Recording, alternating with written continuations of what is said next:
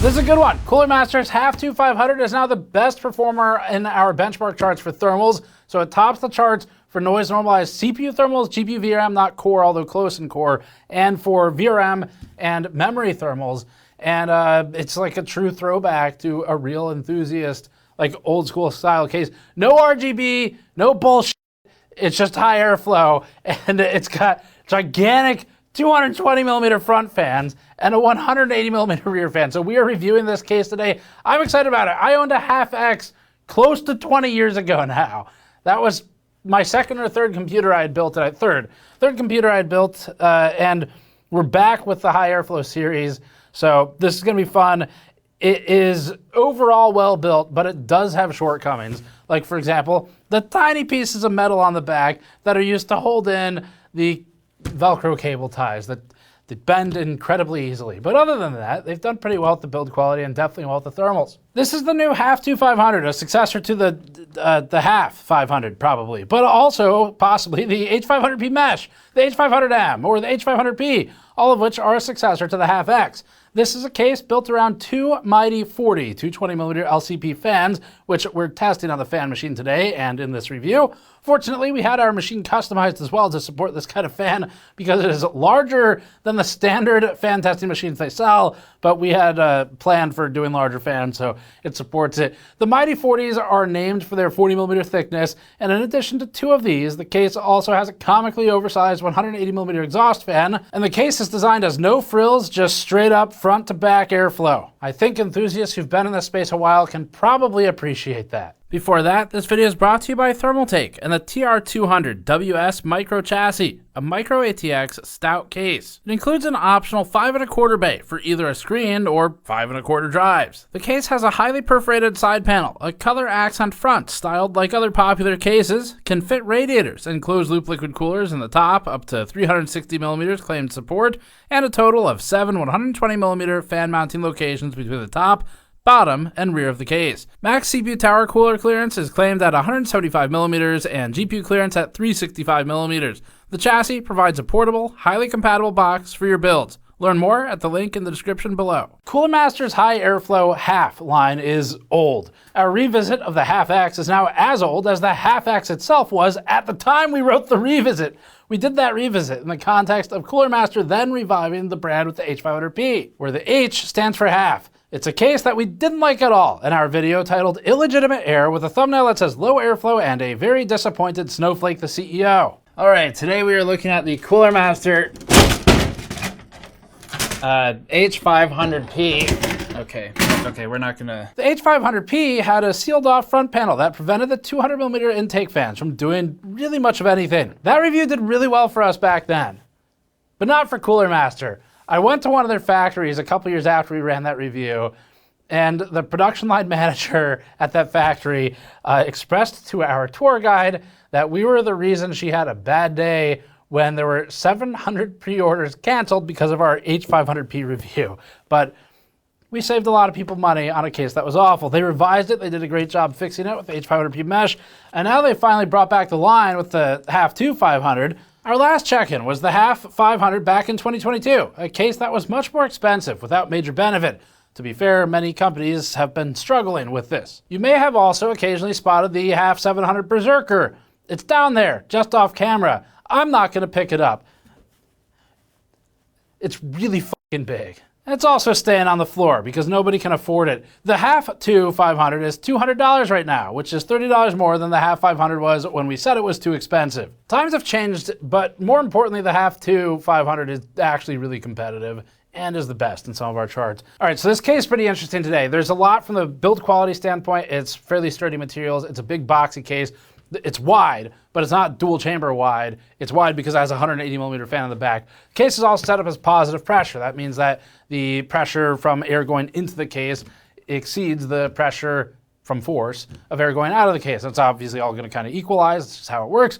But the end result of that is that the gigantic holes they've punched into the back of the case near the GPU will end up typically as exhaust, except maybe right adjacent to that leftmost fan on the GPU. Might have some intake there, but otherwise, pretty much all exhaust, so you got a really clean front to back airflow path. And then also the giant fan in the back helps to ensure that the, I don't know, Hadouken of air coming in from the top front fan is mostly going straight through the tower cooler rather than exiting before it ever hits it. That's a problem you see sometimes with cases that have an open top, which this has, and have a fan that sits this close to the top, where sometimes the air will go in and straight out, and it's not useful then, never hits the tower cooler. And this one, that large rear fan is helping pull it in a cone towards the back, which is why it's getting some of the benefit. Anyway, let's get into the build notes and the build quality. The Mighty 40 fans are ridiculously large. 200 millimeters has generally been the cap for case fans outside of novelties like the AeroCool Aero Racer and old Cooler Master cases that went up to 230 millimeters back in the day. The large fans out there still usually stick also to the usual 25 millimeter case fan thickness, which is limiting for their pressure performance. The major exception in recent years was the Fractal Torrent, which includes two 180 millimeter by 38 millimeter deep intake fans, among others, and has stayed at or near the top of our charts ever since, largely because of that choice. The Haven BF360 is another, which likewise uses 40mm thick, 180mm fans.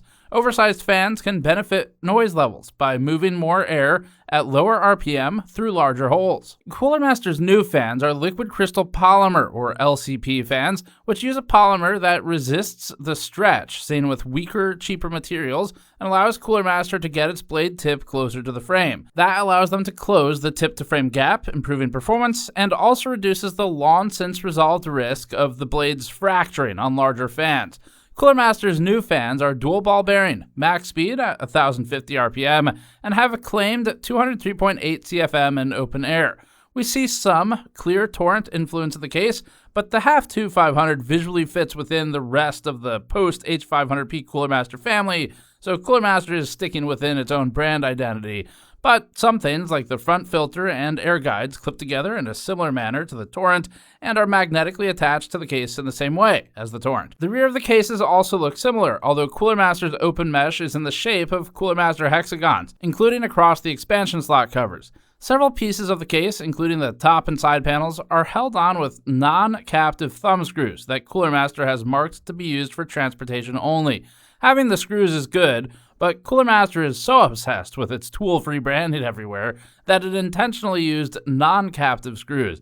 This is mostly a matter of preference, but there are some areas where we disagree about the screws being optional, like, for example, the loose top panel. We like the number of straps for cable routing, but the metal hooks that hold each of them onto the chassis are easily bent and don't stand up to being pulled on. The most crowded area for cables in this case is between the cable bar and the hinged cable cover, both of which are removable as a positive.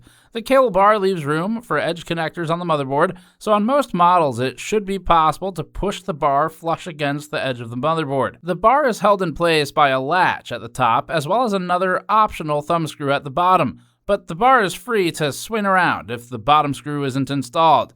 This is one of the better bars we've seen for this type of case, with a ton of space inside and some vents cut into the surface, so job well done by Cooler Master. Building the GPU support into the adjustable bar isn't ideal, but the support works well and extends out about 11 centimeters, supporting today's large video cards. Cooler Master includes support for 2 cards because AI or something, unfortunately. But back in the day with the HAF X, they might have instead called this SLI or Crossfire support. The top is fully removable for the case, although it may not even be necessary with the huge amount of room in there. But this is always a feature we like. It's a great accessibility feature, and it makes it easy to maintain and build the system, especially if you're working with large coolers mounted to the board.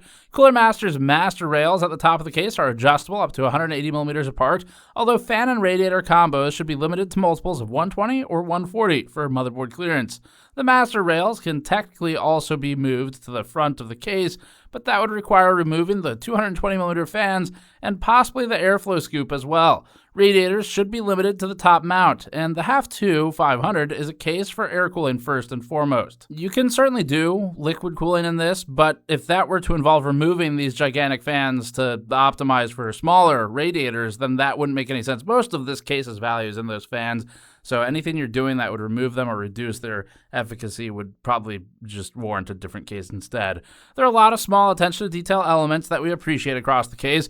The hinged cable cover has rubber pads to protect it when it opens. The reset button can be split off from the rest of the I/O, so it can be used to control the RGB hub. And the power supply shroud has a removable side for easy access. There's a plastic airflow divider scoop at the front of the power supply shroud to direct air up and into the GPU cooler.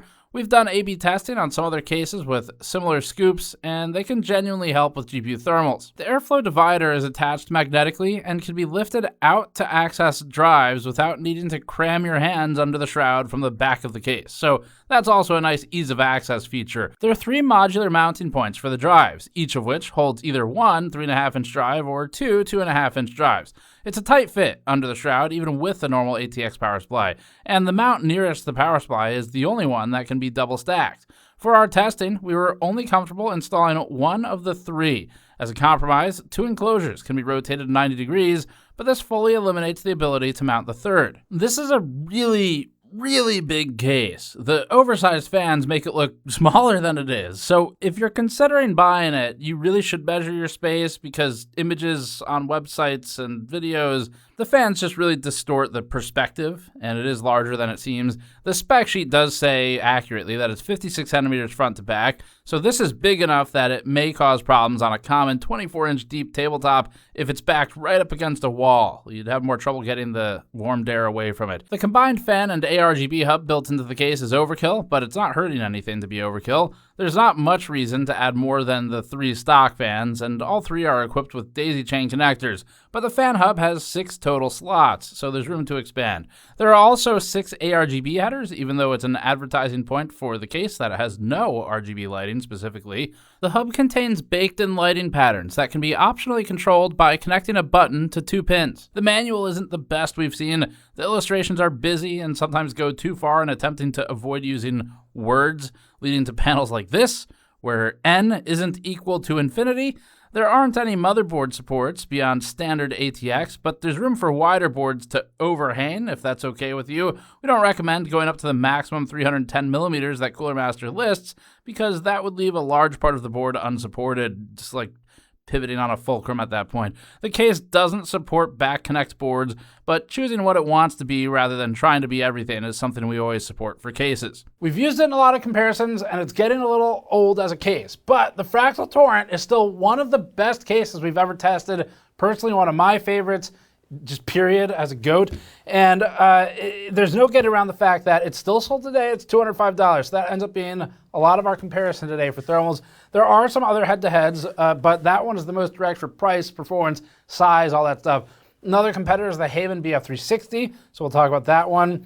That is a close match with its extra large stock fans that it has. And then we'll also be talking about the Lian Li 217 INF, or Infinite. So the 217 Infinite is cheaper at $120, and then the BF360 is priced at $230, making it a little more expensive from our other comparisons. But really, it's the BF360 and the Fractal Torrent that Cooler Master is gunning for here. And the Torrent hasn't had a refresh in a long time. It really could use a Torrent too. We kept these tests brief because there's no reason to pull the fans and swap them with something smaller. If you're buying this case and you don't use these fans, you're wasting your money. A lot of the money is in the fans. I mean, not literally, like, don't open the fans. The money is invested in the fans, and that's... Let's get into the thermals. We used our hemi-anechoic chamber to lower the fan speeds until the system hit our 27 dBA SPL threshold, as measured from 1 meter in front of the case. That required reducing fan speeds in the HAF II 500 to 50%. CPU cooler and GPU fan speeds are always left fixed for this process, so it's just the case fans we change. The HAF II is the new best performer on the charts, so congratulations to Cooler Master. It lands at 43 degrees Celsius above ambient on the P cores. The next closest best is the Meshify 3 Ambience Pro RGB at 44 degrees, giving Cooler Master a full 1 degree advantage, which actually, although that sounds small, is a relatively large lead considering it's already at the top of the chart. With temperature, once you're already this cool, it's pretty hard to get it further down without some major changes. That's impressive for Cooler Master. It shows that the HAF series finally has returned and is making full use this time of its high airflow namesake. The HAF II 500 also beats the BF360 Flow by 2 degrees, with it at 44.9 degrees Celsius over ambient, and the once Kane Fractal Torrent is beaten by 3 degrees. As a representative of the more affordable segment, the Lian Li 217 Infinite's average was a respectable 46 degrees on the P cores, but it's not in the same class as the HAF II 500 for price. We consider noise-normalized testing to be the most important of the thermal tests that we do, since otherwise we could just stick a bunch of fans to an open bench and instantly make the best performing so-called case on the charts. Cooler Master has definitely min-maxed this case, and it's designed to do well here, and it worked. Job well done to Cooler Master for finally achieving a new best performer on our charts for the first time for them in many years. The HAF II 500 technically isn't in the lead for GPU thermals in this test, averaging 41.7 degrees above ambient, while the Torrent managed 40.4, but they're only 1.3 degrees apart. That's an extremely good showing for the HAF II, which did in fact top the chart for VRAM thermals at 44 degrees to the Torrent's 45. That's just due to where the air is directed by the large fans, as the air across the backplate of the GPU also impacts the thermals. Meanwhile, the BF360 Flow averaged 43 for the GPU core and 47 for the VRAM, and the 217 Infinite was the warmest of our selection at 45 on the core and 49 on the VRAM. The Flux Pro remains at the top here as well and is a competitive case. The Cooler Master HAF II 500 is one of the best cases we've tested for noise-normalized thermals, and arguably the best when taking a cross-section of all results. It's a design that seems almost built for an air-cooled system similar to ours, and traditional front-to-back air-cooled setups will do well in this case. Moving to full-speed testing, 41.4 dBA SPL is fairly loud, but it's still quieter than the 44.5 dBA of the BF360 Flow. Those are all cases with big intake fans. Subjectively, the noise from the HAF II 500's 220mm fans we find to be less annoying than the noise created by smaller, high RPM fans, even if the dBA SPL is equivalent.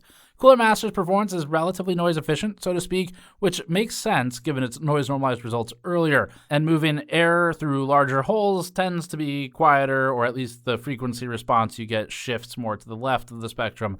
As for CPU thermals, the HAF II 500 is still essentially at the top of the chart at 39.5 degrees on the P cores, with the only stock case above it being the Lancool 216 with less than 1 degree of difference. That means it's within error, so they're effectively tied for first place. The X50 uses fans that we installed aftermarket, not a like-for-like comparison. The BF360 Flow is close behind at 41 on the P cores, and the 217 Infinite and Torrent are tied at 42. GPU full-speed results are good, but not as comparatively impressive. More cases were able to compete in the GPU thermal category, with the BF360 Flow tying at 40 degrees on the core and 43 for VRAM, and the Torrent outperformed both at 39 on the core and 42 on the VRAM. The Lancool 207 remains the best overall when taking both temperatures into account, benefited by the sunken fan design and the moved power supply. The smaller nature of the 207 versus these others is also a benefit to it, as it gets the fans closer to the components under load. The 217 Infinite wasn't bad here, but it was significantly worse than others at 43 on the core and 47 on VRAM.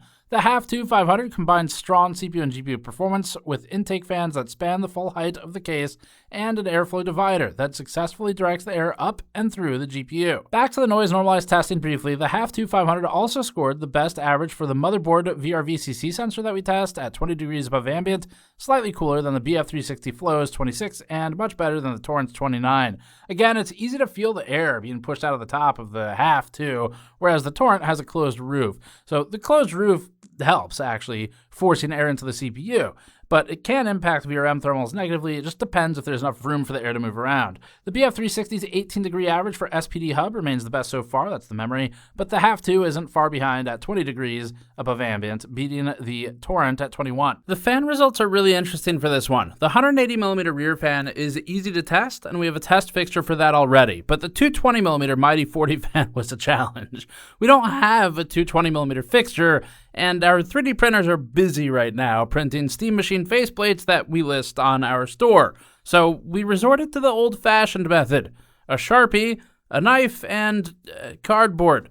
That came out great, and it was a good art project, but then I realized that I cut the cardboard too small to actually be suspended in the fan machine, so we upgraded to a 40mm thick block of foam, which we chose because it matched the fan for its thickness. I then pushed the mounting pegs on the fan testing machine through the foam block, which resulted in a perfectly secure test fixture for the ginormous fan.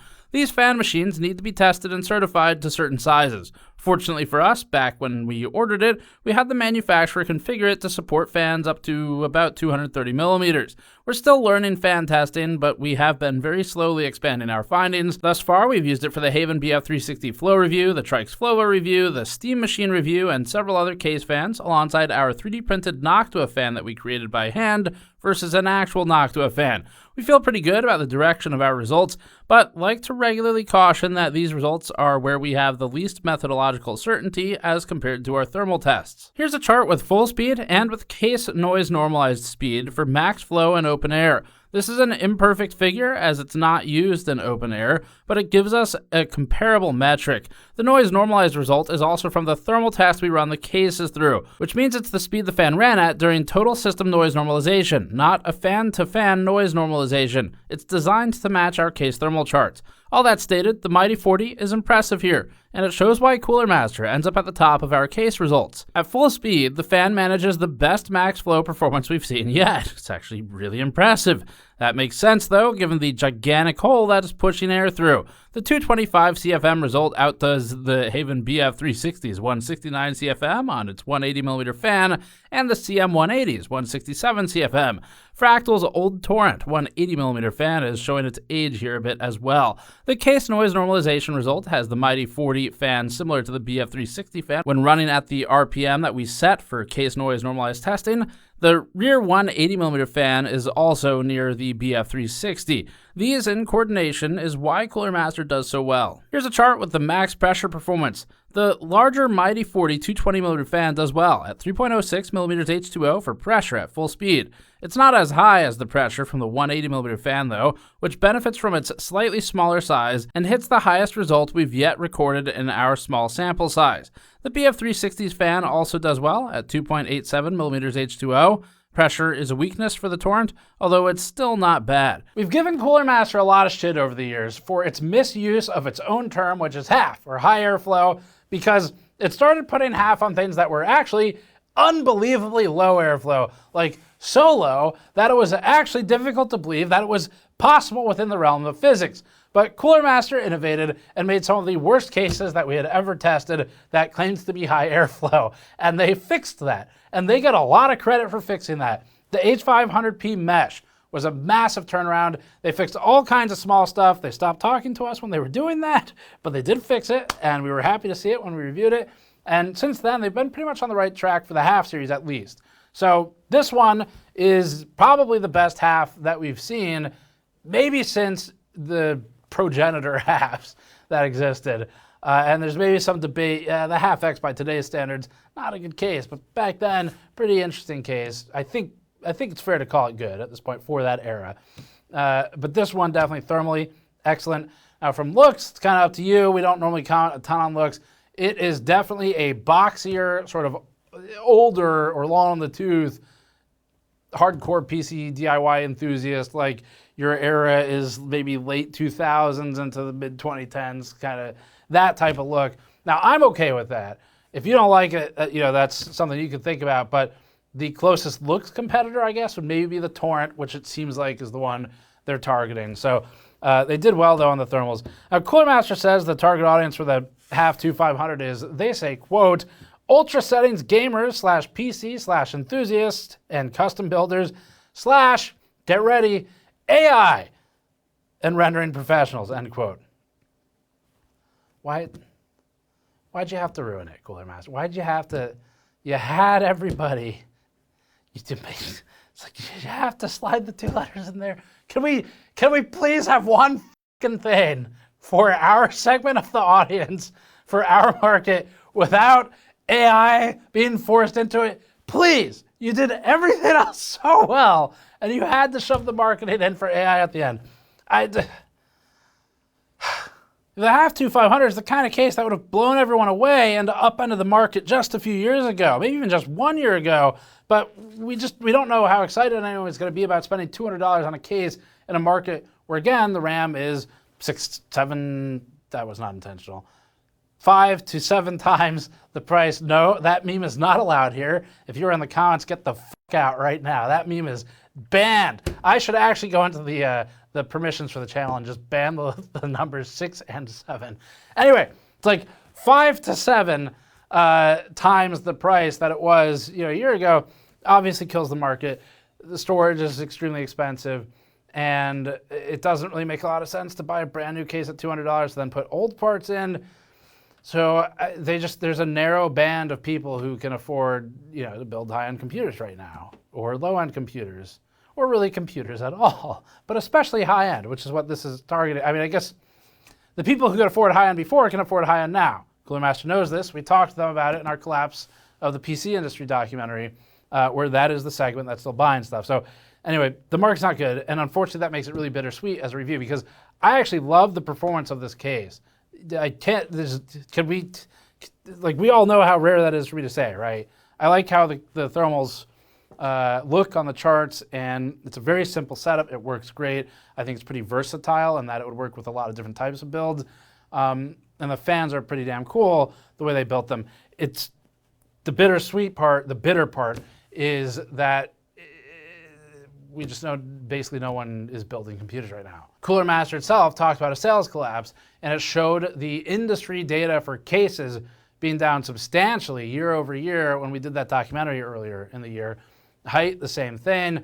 All the case companies are seeing it, and they don't control the memory prices, but they're certainly having to deal with them.